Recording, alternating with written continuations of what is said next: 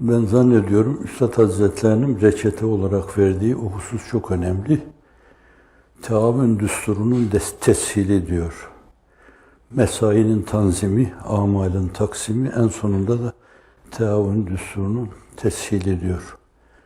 Zannediyorum böyle bir bastı zaman gibi az bir zaman içinde çok iş yapmaya vesile olabilecek bir yöntem bu. Mesai çok iyi tanzim edilmeli. Hayatımızın içinde bence ne yapıyorsak yapacaksak, yarınlar adına neyi planlamışsak, o mevzuda bir kere mesai çok iyi tanzim edilmeli. Yani ne kadar evde duracağım, ne kadar anneme babama kemel verste ubudiyet içinde mukabelede bulunacağım, ne kadar uyuyacağım, ne kadar ayakta duracağım, ne kadar kitap mutala edeceğim, ne kadar yani bu durumda olan arkadaşlar böyle önemli şeye dilbeste olmuş, yüksek bir gayeyi hayale bağlanmış insanlar aktualiteyle çok meşgul olmamaları lazım. Bizi doğrudan doğruya evvelen ve bizzat meşgul etmeyen şeylere karşı mesafeli durmamız lazım. Bu mevzuda kırmızı çizgimiz bu olmalı. İşlerimiz baştan düzenli olarak hep belli bir plan içinde realize edilmeye çalışılmalı. Amalin taksimi diyoruz. Yani herkes ne yapabilecekse, temayül neyse, ruh, kalp ibresi neyi gösteriyorsa bence o istikamette yol almalıdır. Yoksa öbür türlü bilmediği, istemediği, sevmediği bir patikada yürüyor gibi olur. Çok zamana mal olur. Ben burada bazı çok kıymetli arkadaşlarımızın 10 sene, 15 senede doktora yaptıklarına şahit oldum. Bir ömür bu yani. 10 ayda yapılabilecek şeyler. 4 seneye serpiştirmişler. 4 sene insanı meşgul ediyorlar. Kestirmeden bir şeyler yapılsa, böyle temel disiplinler iyi verilse, bazıları onlar tarafından bir matematikteki bir problemi çözme gibi çözmesi onlara bırakılsa esasen zannediyorum bir 4 senelik İmam Hatip ilki 3 senelik veya tersi bunun.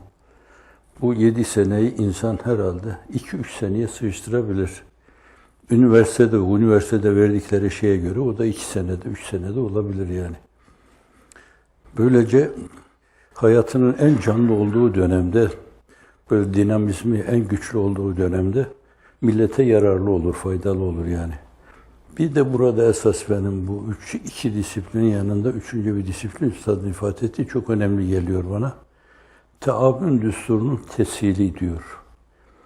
Şimdi herkesin birbirine teavün kelimesi Sarf filminde, İştikak'ta esasen müşareketün beynel isneyn fesaiden sözüyle ifade ederler. Yani iki kişinin ve daha fazla insanın bir problemi çözme mevzuunda kafa kafaya vermeleri. Esasen ortak akla müracaat etmeleri.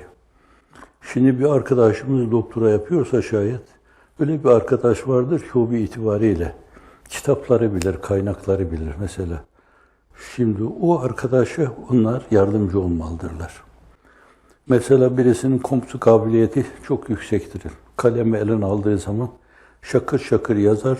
Zannedersiniz ki bizim kendi dünyamızda yazdığı kitaplar Firdevsi'nin o dastani şeylerdir.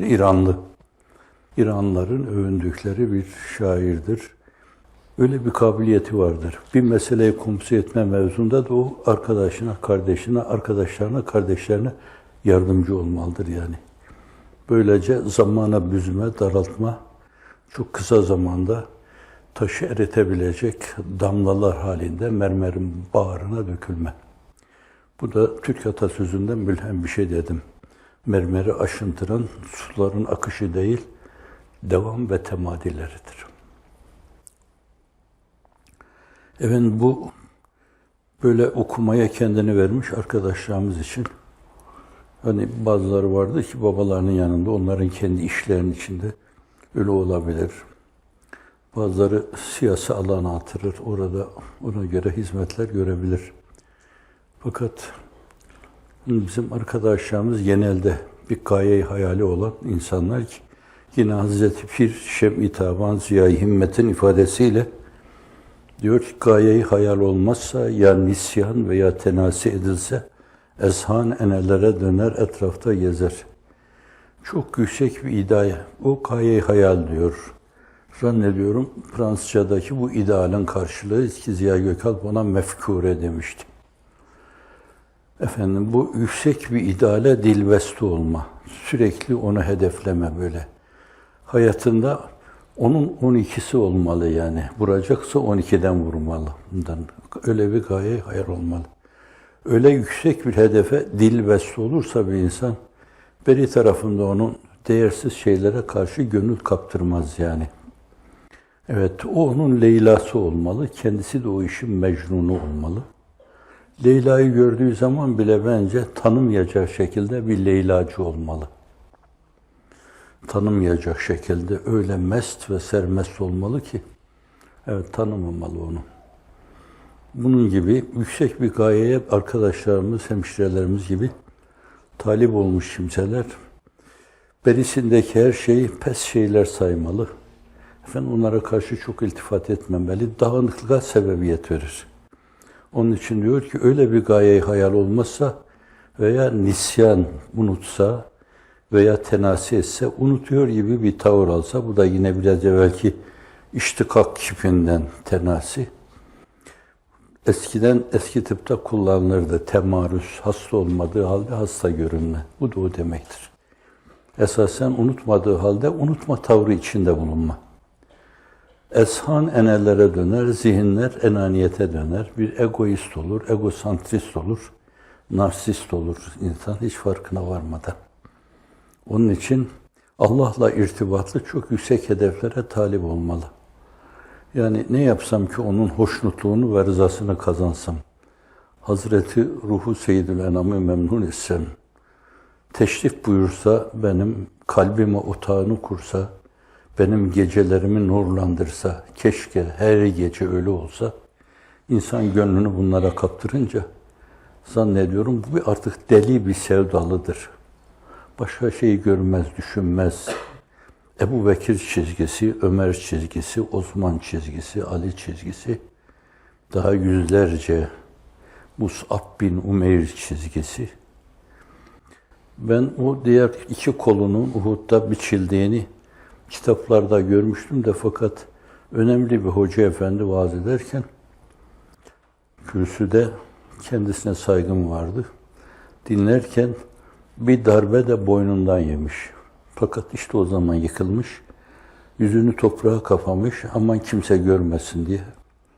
Melekler bana derler, hala boynun vardı da senin Resulullah'a niye iliştiler falan. Utanıyorum ya Rabbi senin huzuruna çıkmaya. Bu kadar ona dilbeste olmak. Bu ona doğru atılan adımdır, adımlardır. Siz bir adım atarsanız 10 adımla mukabele görürsünüz. Kutsi hadis ifade buyuruyor ve bunu Zat-ı Üluhiyet diyor. Kulum bana bir karış gelirse ben bir adım gelirim diyor.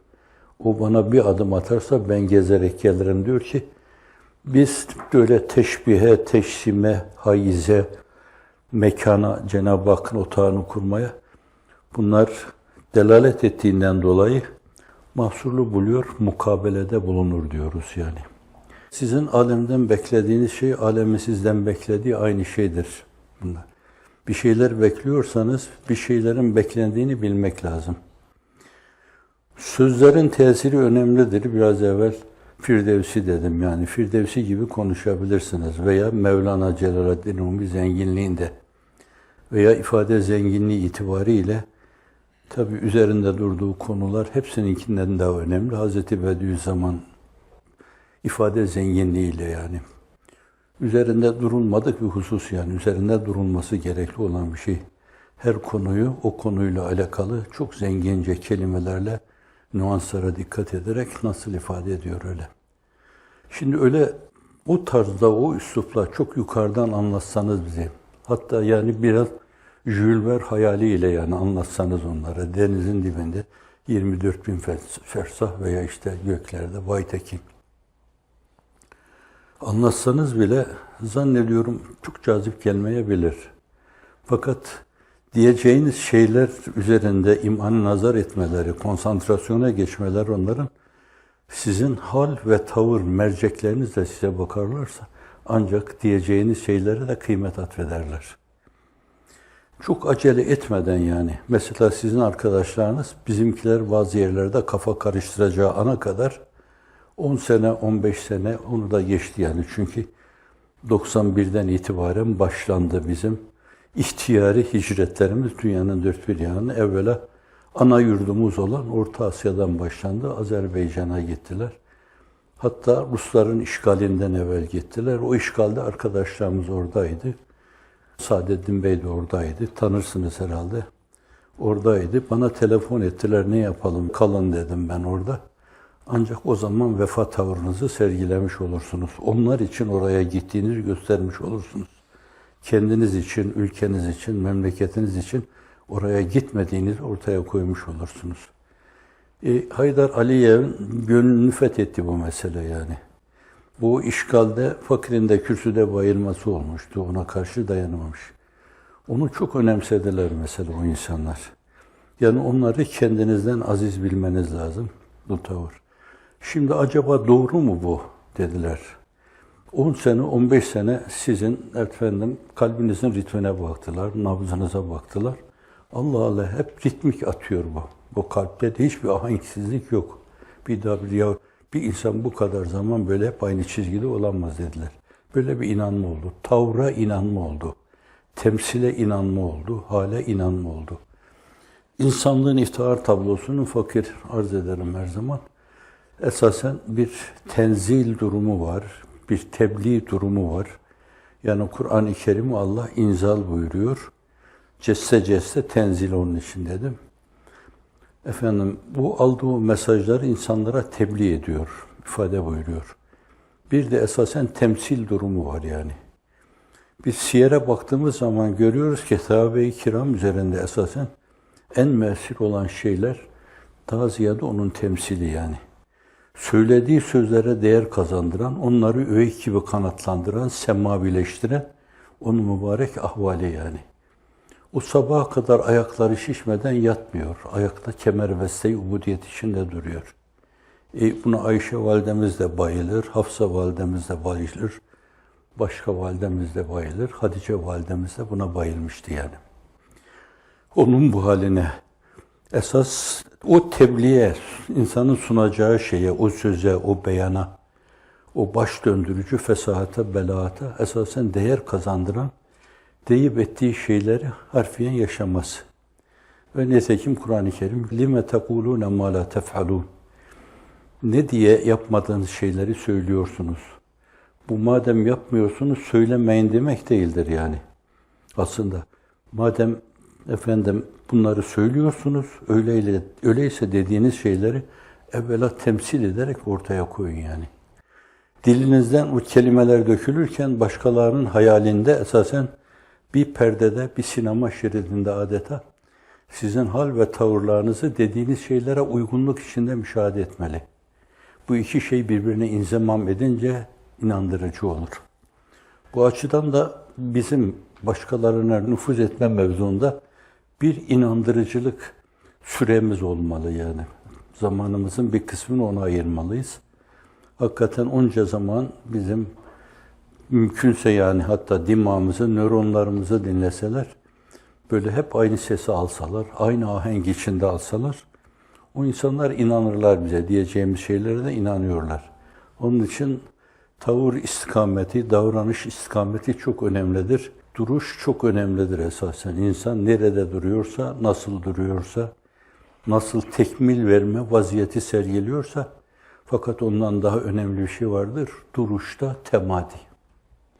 Uzun süre o istikamette öyle kalma ve senin o olduğunu ortaya koyma. Evet, ben bundan başka değilim yani.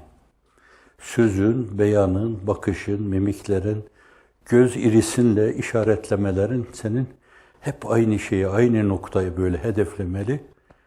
Ve zannediyorum bu inandırıcı olur. Ağzınızı açıp konuştuğunuz zaman da bu hal ve davranış istikameti insanın hal ve davranışını aksettiren beyanları falan diyecekler evet. Karşı koymazlar yani. Zannediyorum o tavır ve davranış istikametini eğer koruyabilseydik, bugün çok kimse hakikaten Müslümanlığı en azından din olarak kabullenmese bile bunlarla geçim olur diyecekti yani. Sonra bir de bütün bunların arkasında siz samimi bu yolda yürüyorsanız, biraz evvelki mülahazalarda kendi dırdıriyatım içinde, siz Cenab-ı Hakk'a karşı bir adım atarsanız, ona bence gelme mukabelesinde bulunur. Siz gelme tavrını sergilerseniz, koşma mukabelesinde bulunur. Koşma mukabelesine karşı siz tavırlarınızı ayarlar, biraz daha üveyikliğe dönerseniz, o da üveyik mukabelesinde bulunur. Daha hızlı şeyler varsa, kuşlar varsa, daha hızlı uçaklar varsa şayet öyle bir mukabelede bulunur. Mukabele diyoruz bunlara. Yemez, içmez, zaman geçmez, veridir cümleden Allah. Tebeddülden, tagayyürden, dahi elvan-ı eşkaldan muhakkakul müberradır. Budur selvi sıfatullah. Ne göklerde, ne yerlerde, ne sağ sol ve ön artta cihetlerden münezzehtir ki hiç olmaz mekan Allah. Diyor İbrahim Hakkı Hazretleri Tevhid namesinde. Evet, onun için acele etmemeli.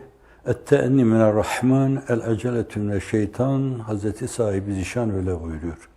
Teenni, temkin, atacağı adımları bilerek atmak esasen, evet, sürçmeyecek, düşmeyecek yerlerde yürüme, bunlar çok önemlidir. Vakitsiz hedefe şitap eyleyen diyor, kaybeder. Vakitsiz. Yani her şeyin vaktini, zamanını çok iyi belirlemek lazım. Adeta bir iftar vakti gibi yani. O vakitten biraz evvel orucunuzu açarsanız o günü akşama kadar boşuna aç durmuş olursunuz. Sonraya bırakırsanız kerahat irtikap etmiş olursunuz. Çünkü sahibi şeriat orada ilel mağrib diyor yani artık. Bunun gibi bu miadı çok iyi yapmak lazım, kullanmak lazım. Vaktin merhunu gelince ona göre diyeceğimiz, edeceğimiz şeyi dememiz lazım. Yavaş yavaş, adım adım. Düşünün ki insanlığın iftihar tablosu, hani yine kendisi hadis-i şerifte ifade buyuruyor. اِذَا رُؤْيَ ذُكِرَ اللّٰهِ Hakiki mümin görüldüğü zaman Allah hatırlanır. Sahabe, tabi'in, tebe-i tabi'in içinde bu kıvamda insanlar vardı. Bir meclise girdiklerinde tavır ve davranışlarından adeta böyle lafz-ı celale dökülürdü. Onlar Allah derdi millet hep. Bence fakat insanın iftihar tablosu oydu yani. اِذَا رُؤْيَ ذُكِرَ اللّٰهِ İnsaflı bakınca, garaz, haset, çekememezlik olmayınca, Abdullah İbni Übey İbni Selul, Kâbül Eşref, bunlar sindirememiş, hazmedememişlerdi.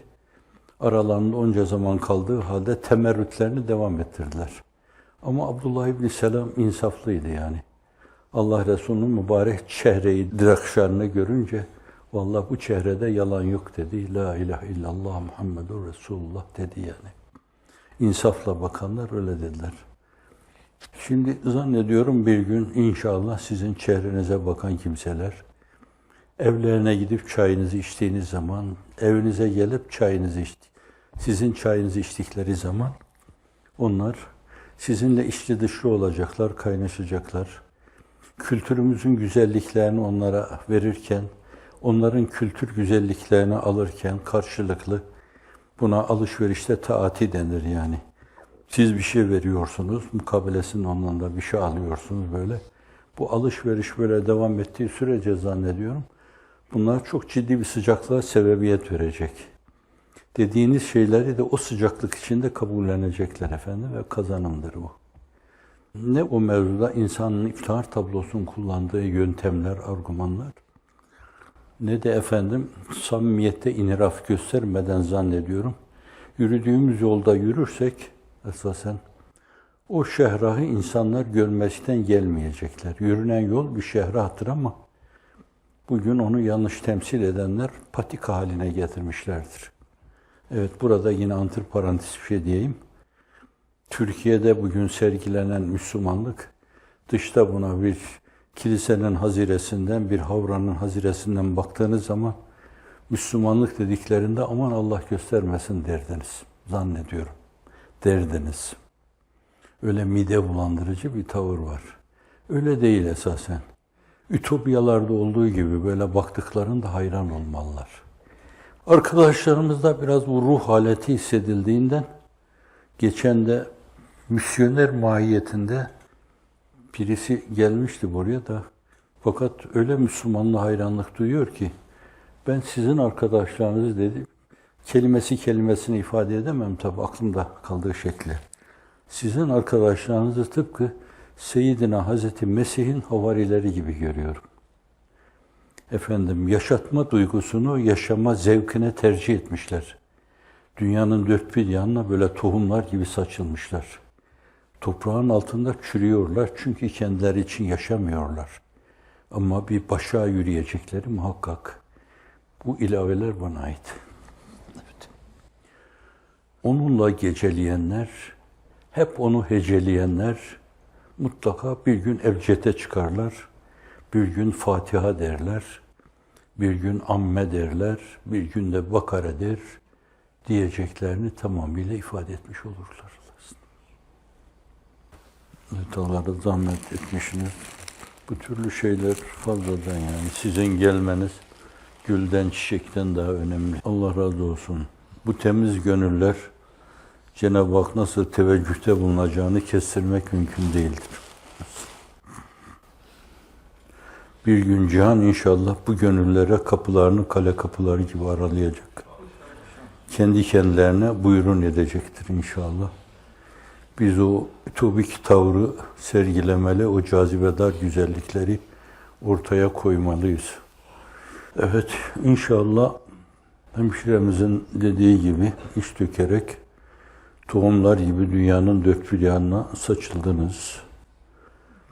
Esasen onu bulan neyi kaybetmiştir ki, onu kaybeden ne bulmuştur ki? Öyle bir şeye talip olmuşsunuz ki bence bütün dünyalar onun yanında bir damla etmez. Efendim. Allah afiyeti daim ihsan eylesin.